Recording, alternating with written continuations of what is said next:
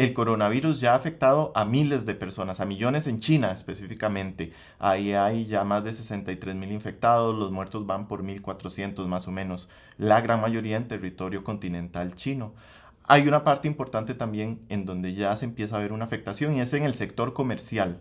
Hay muchas fábricas que están cerrando y ya se vislumbra que China, al ser la fábrica del mundo prácticamente, las cadenas de producción se van a ver impactadas severamente, el comercio mundial se va a ver impactado y el problema es que hace unos meses teníamos la guerra comercial entre China y Estados Unidos y ya había una afectación en el crecimiento mundial y el Banco Mundial y la OCDE, todo el mundo advertía que esa guerra comercial tenía que acabarse para que el planeta pudiera otra vez volver a crecer económicamente. Pues se llegó a un acuerdo primario y días después tenemos el problema del coronavirus que empieza a cerrar fábricas y a afectar la economía mundial. Por ejemplo, hoy las previsiones de la industria aeronáutica es que ya se tienen que haber unas pérdidas, registrar unas pérdidas de unos 5.000 millones de dólares Ujú. solamente por la afectación del coronavirus. ¿Cómo está afectando el coronavirus, además de las vidas humanas, el comercio mundial, don Víctor? Bueno, eso que señalabas, hoy, este viernes, la Organización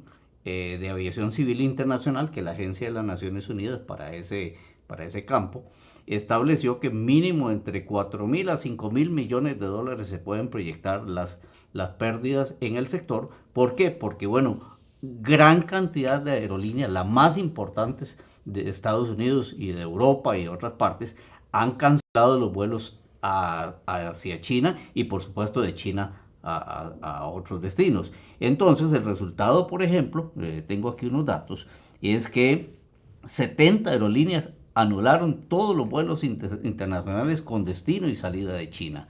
Eso implica una reducción del 40% de la capacidad aérea. Además, en esta misma línea, este mismo viernes, la compañía Lufthansa, que era una de las que había suspendido sus vuelos, va a prorrogar esa decisión que la había mantenido establecido hasta el 29 de febrero. Pues bueno, ya va a ir más allá del 29 de febrero. Entonces, realmente eso por un lado. Pero por otro lado tenemos el impacto, por ejemplo, en la industria de los cruceros. En estos momentos está suspendido y hay un caso de un crucero, el Diamond Princess, que está fondeado en costas japonesas, donde hay una cuarentena.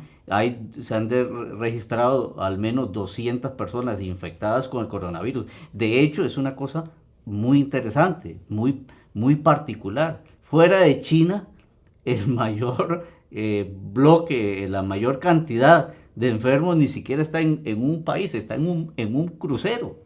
Es una cosa muy particular. Y bueno, los han ido dejando desembarcar a cuentagotas según los diferentes exámenes que se hacen, demuestran que dan negativo, ¿verdad? Esa es otra afectación, pero podemos ver, por ejemplo, el Gran Premio de Fórmula 1 de Shanghai, que estaba previsto para correrse el 19 de abril, fue pospuesto indefinidamente. Todavía no se sabe cuál fecha. Las autoridades del automovilismo internacional no se atreven todavía a fijar una fecha. Y como si fuera poco, el Congreso Mundial de Móviles en Barcelona, que es una actividad que anualmente reúne a miles de personas, a centenares de empresas del sector y que mueve de millones de dólares solamente para poner un ejemplo, solamente en reservaciones de hotel, tuvo que ser cancelado esta semana precisamente por el miedo del coronavirus, que hizo que muchos ejecutivos, por ejemplo, de firmas como Nokia, por poner un ejemplo, dijeron, no, nosotros no vamos.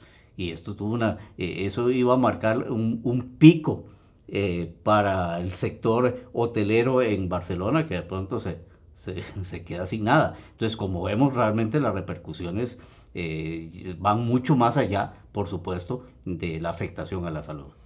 ¿Qué dicen los informes más recientes de la OMS sobre el tema del coronavirus? Estaba leyendo, llegaron los informes de que ya hay autoridades estadounidenses criticando de nuevo, porque había pasado con la epidemia anterior del SARS, criticando la transparencia de las autoridades chinas. Estos últimos días, prácticamente estas últimas horas, se dio un cambio grande en el registro de los casos porque China en un momento quiso que una provincia específica registrara todos los casos de neumonía como casos de coronavirus, mientras que no necesariamente todos los casos se deben registrar así. Y además hay casos de coronavirus que no generarán una neumonía. Entonces China fue y vino con los datos y lo cierto es que no ha llegado a una estabilización ni de infectados ni de fallecidos. Hasta el momento la tendencia en realidad en el fondo es creciente, relativamente creciente.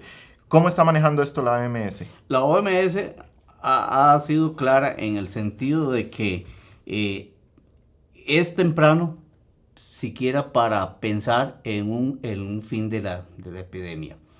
Ha señalado que si bien es cierto, por momentos, digamos, el aumento de un día para otro de los casos, pareciera por momentos estabilizarse, pero ahora al surgir esta duda sobre la claridad de las cifras que que dan las autoridades chinas, pues esto le agrega todavía una situación de incertidumbre. Tanto así que entonces la OMS dice, no, es temprano para siquiera hablar, aunque fuera preliminarmente, de cuándo podría terminar esta epidemia. El único que se ha atrevido a decir algo es Donald Trump, que dijo que después, que con la llegada del verano, pues se acababa el asunto, pero bueno. Lo cual no tiene ningún fundamento científico hasta el momento, es Donald Trump, ¿verdad? No Sí. es la OMS. Sí, mejor no hacerle mucho caso en ese